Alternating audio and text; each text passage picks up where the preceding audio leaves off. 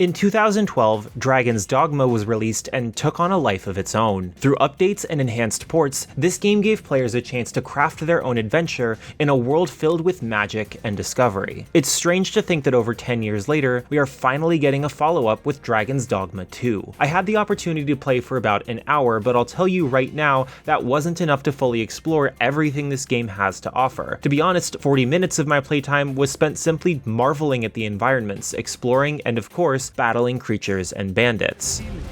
Allow me. It seems we have enraged our foe. Use their rage to our advantage. One must.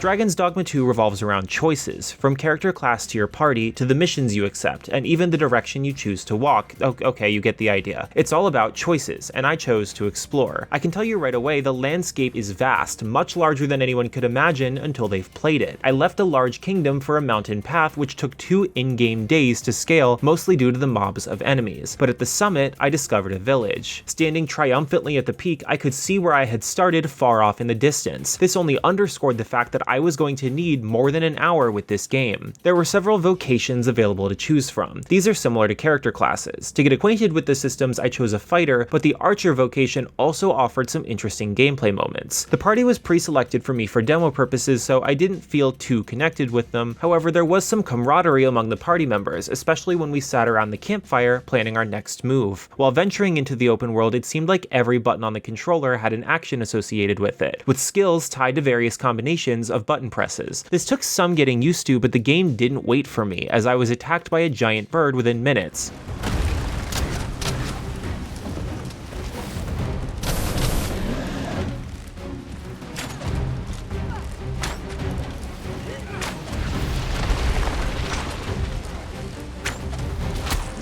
I should clarify that I initiated the fight with it, unlike the water troll I encountered sitting by a stream, which attacked me unprovoked. That said, my entire experience felt unique to me. I genuinely believe that no one else who plays this game will have the same adventure I did. Instead of accepting missions, which I wouldn't have had time to complete anyway, I went out in search of adventure, and boy, did I find it. In battle, the sheer number of options for taking down enemies exceeded my expectations. There's a grab action that allows you to hold onto larger enemies and climb them, similar to Shadow of the Colossus. However, at one point, I became so frustrated with a small group of goblins that I used the grab action to pick them up and throw them off a cliff. I relished these small discoveries through experimentation because they opened up a whole world of possibilities. As I mentioned before, hour with Dragon's Dogma 2 is insufficient to experience everything this game has to offer. I look forward to the many adventures that await me and all the discoveries I'm bound to make as I explore this world. Dragon's Dogma 2 epitomizes fantasy action, and I eagerly anticipate this release following in the footsteps of its predecessor, capturing players' imaginations for years to come. Dragon's Dogma 2 is coming to PlayStation 5, Xbox Series X, and PC in 2024. Thanks for watching. This video is brought to you by our supporters on Patreon. Noisy Pixel is run by a group of gamers providing independent gaming coverage through news, reviews, previews, and more. Check out our Patreon to help support our continued growth, and subscribe to keep up with all of our future content.